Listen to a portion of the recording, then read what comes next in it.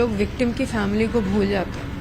लोग जाके पूछते नहीं है कि उनकी फैमिली क्या झेल रही है, क्या हो रहा है उनके साथ, वो सब भूल जाते हैं।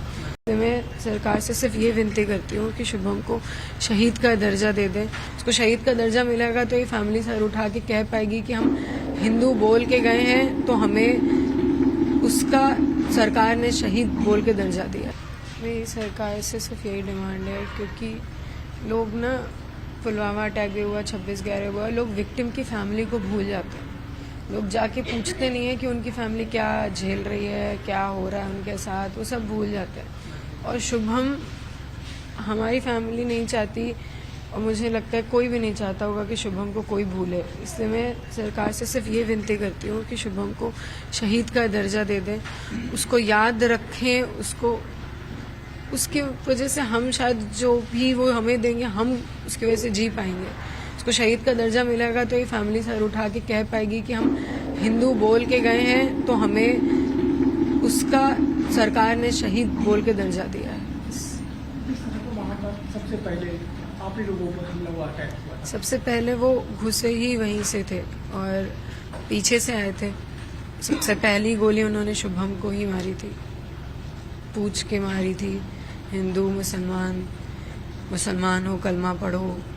नहीं, हमें नहीं आता, हम हैं हिंदू, हमने बोला हम हिंदू हैं, मार दिया हम।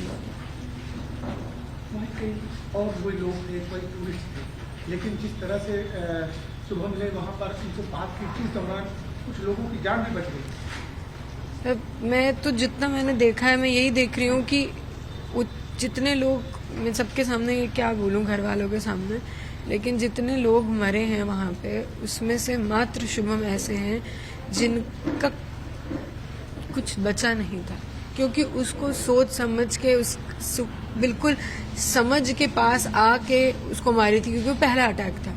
बाकी लोग तो उसके बाद अलर्ट हुए, भागने लगे, चीखने चिल्लाने लगे, तब इन्होंने उन्हें मारा है। वो पूरे बच्चे हैं, उनका पूरा शरीर है उनके पास। हमारे घर वालों को शुभम को देखने का मौका नहीं मिला कि वो उस आखिरी में उसकी शक्ल, उसकी स्माइल देख पाए, उसका चेहरा छू पाए।